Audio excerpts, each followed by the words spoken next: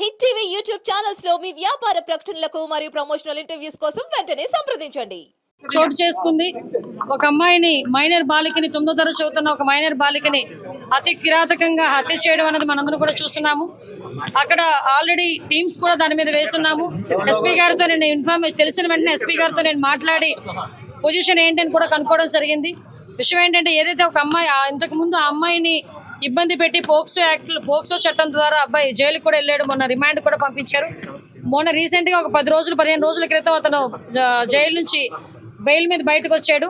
వచ్చిన తర్వాత ఆ అమ్మాయిని హత్య చేయడం జరిగింది. దానికి సంబంధించి ఇంచుమించుగా 18 పేజీల వాంగ్మూలం కూడా ఇంచుమించు వాంగ్మూలం ఒక లెటర్ కూడా పెట్టున్నాడు అక్కడ. అతనైతే ఇప్పుడు మనకి పరారులో ఉన్నాడు. ఎట్టి పరిస్థితుల్లోని కూడా పోలీస్ డిపార్ట్మెంట్ అంతా కూడా సుమారుగా 8-9 బృందాలు కూడా ఏర్పాటు చేయడం జరిగింది. అన్ని బృందాలు కూడా ఈరోజు అతనికి పట్టుకోవడానికి ప్రయత్నం కాదు, ఎట్టి పరిస్థితులు పట్టుకొని తీరుతాయి. ఎందుకంటే ఎవరు చట్టం ముందు ఎవరు కూడా తప్పించుకునే పరిస్థితికి లేదు.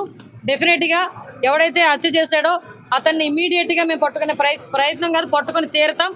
డిపార్ట్మెంట్ వాళ్ళకి కూడా చాలా క్లియర్ ఇన్స్ట్రక్షన్స్ వెళ్ళి చంద్రబాబు నాయుడు గారు, లోకేష్ బాబు గారు, పవన్ కళ్యాణ్ గారు కూడా దీని మీద ఆరా తీయడం జరిగింది, నాతో మాట్లాడడం జరిగింది. డెఫినెట్గా ఎట్టి పరిస్థితుల్లోని నిందితుడు ఎవరైతే ఉన్నాడో అతి తొందరగా వీలైతే ఈ రోజు రేపట్లోనే నిందితుడిని పట్టుకొని అరెస్ట్ చేసే పరిస్థితి కొన్నిసార్లు వెనక పడుతున్నారని చెప్పేసి ఫిర్యాదు చేయడం జరిగింది. అయినా సరే పట్టించుకోలేదు.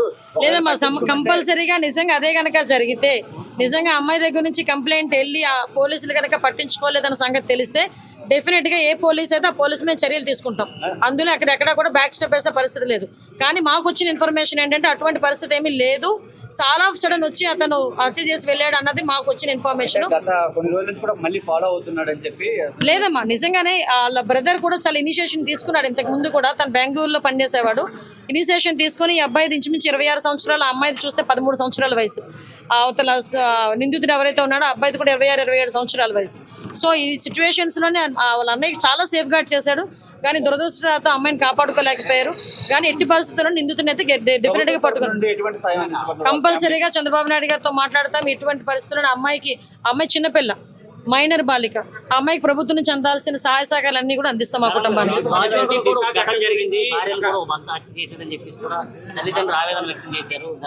అమ్మాయి విషయం ఏంటంటే మేము చాలా సందర్భాల్లో చెప్పున్నాము. చాలా సంఘటనలు జరుగుతున్న సందర్భంలో పోలీస్ డిపార్ట్మెంట్ వాళ్ళు కూడా చాలా ఫర్మ్గా ఉన్నారు. లాస్ట్ టైం మీరు చూసారు, చీరాల సంఘటన జరిగిన తర్వాత సుమారుగా 36 గంటల నిందితులను పట్టుకొని మేము రిమాండ్ కూడా పంపించుకోవడం జరిగింది. ఎక్కడ ఏమి జరిగినా చాలా యాక్టివ్గా పోలీస్ డిపార్ట్మెంట్ వాళ్ళు పనిచేస్తున్నారు. ఎక్కడ జరగకుండా ఉండే బాధ్యత కూడా తీసుకుంటున్నాం. వీటన్నిటికీ కూడా మూల కారణం గాంజాయి మత్తులో చాలా మంది చేస్తున్నారు, డ్రగ్స్ మత్తులో చేస్తున్నారు. కాబట్టి వాటిని పూర్తిగా ప్రక్షాళన చేయడానికి ఒక క్యాబినెట్ సబ్ కమిటీని కూడా ఏర్పాటు చేసుకుని మొన్ననే మేము టాస్క్ ఫోర్స్ కూడా ఏర్పాటు చేయడానికి కూడా సిద్ధంగా ఉన్నాం. ఒక టోల్ ఫ్రీ నెంబర్ అన్ని కూడా ఏర్పాటు చేస్తాం.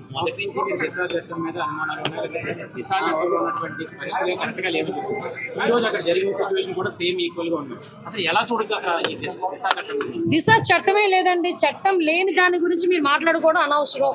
ఫస్ట్ థింగ్, దిశ చట్టం అనేది లేదు కాబట్టి దిశ చట్టం గురించి మాట్లాడుకోవాల్సిన అవసరం లేదు.